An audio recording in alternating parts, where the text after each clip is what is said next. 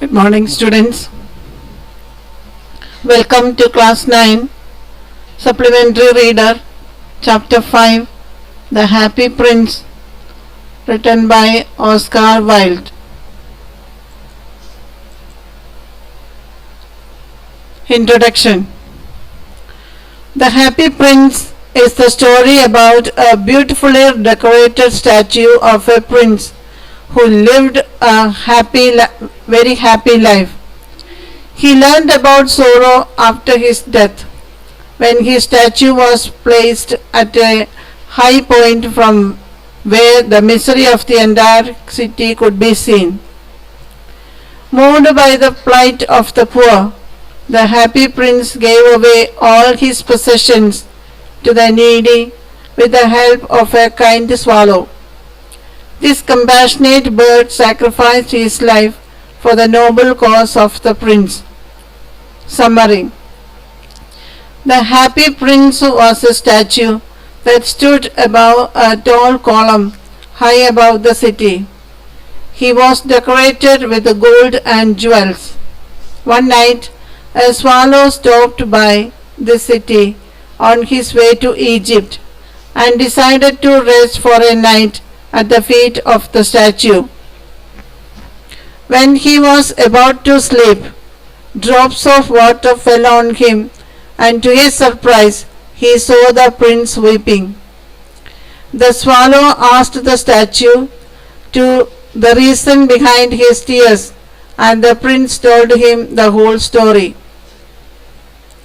The swallow was amazed to hear that the statue's heart was made of lead, but was too polite to make any personal remark.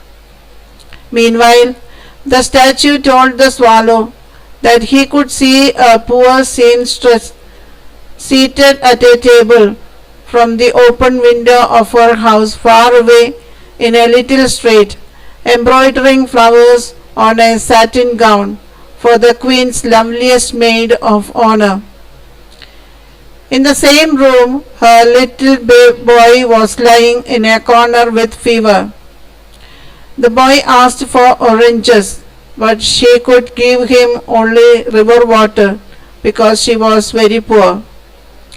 The statue urged the swallow to take out the ruby from his sword hilt and give it to the poor seamstress. At first, the swallow refused, but when the prince requested him to stay only for one night, he agreed. He picked up the ruby from the prince's sword and flew towards the poor woman's house. Finally, he reached the poor woman's house and laid the great ruby on the table and flew round the bed, fanning the boy's forehead with his wings. This brought relief to the boy, and he went off to a peaceful sleep. Next day, the swallow flew to the river, had bath, and decided to leave for Egypt that night. The happy prince urged him to stay for one more night. He wanted to help a young playwright who was trying to finish a play for the director of the theater. It was too cold, and he was unable to write further. There was no fire, and he did not have any food either. The prince urged the swallow to pluck out a sapphire from one of his eyes.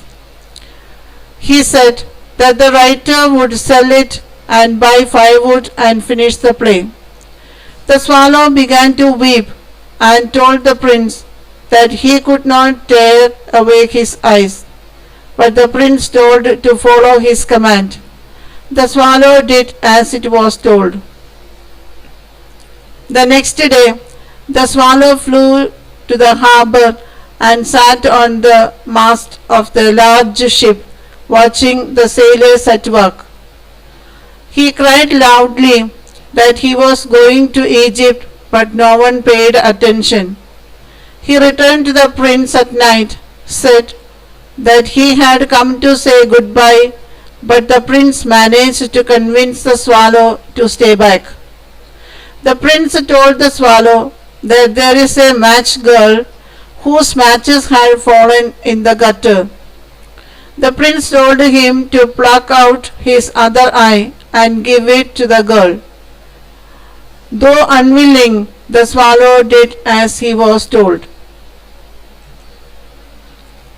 The swallow returned and told the blind prince that now he would never leave him.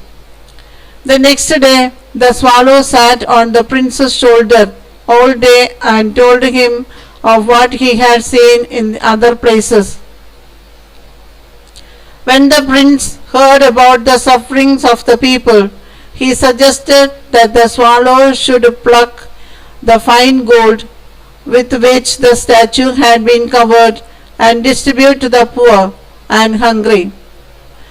Gradually the leaves of gold were all gone and the statue looked dull and withered. Then came the cold winter and it started to snow. Each day the swallow grew colder but did not leave the prince. He tried to survive by picking some crumbs outside the baker's door and flap his wings to keep warm. Then the swallow realized that he was going to die. He gathered his strength and flew back to the prince's shoulder to bid him goodbye. The prince thought that it was a good decision, but the swallow told him that he was going to die, and saying so, he kissed the happy prince on the lips and fell down to death at his feet. At that moment, a strange cracking sound was heard inside the statue. The lead heart of the statue had broken.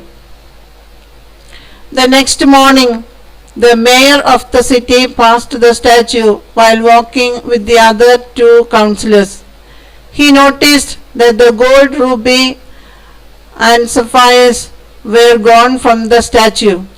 He even more shocked to find the dead bird at his feet. The statue looked shabby and useless, so the mayor ordered to remove and melt it down. However, it proved impossible to melt the happy prince's lead heart, which had to be thrown on to the garbage heap where the dead swallow lay. One day, God sent one of his angels to the city and asked him to bring two most precious things from there. The angel chose the broken heart and the dead swallow.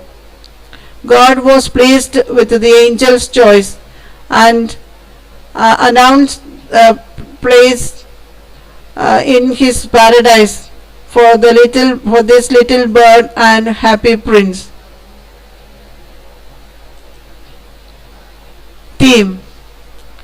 The story The Happy Prince is an allegory, presents its elements in a symbolic manner.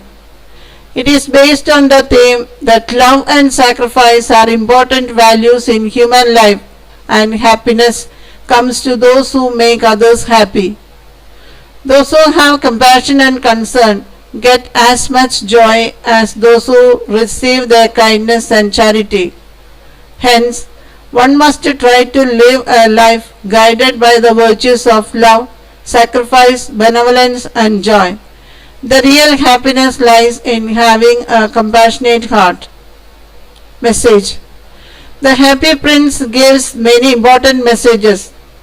The first message is that one must spread happiness around us if we wish to be happy. It is useless to mount statues with gold and jewels when the people are hungry. The prince could be happy only as long as sorrow was not allowed to enter his palace.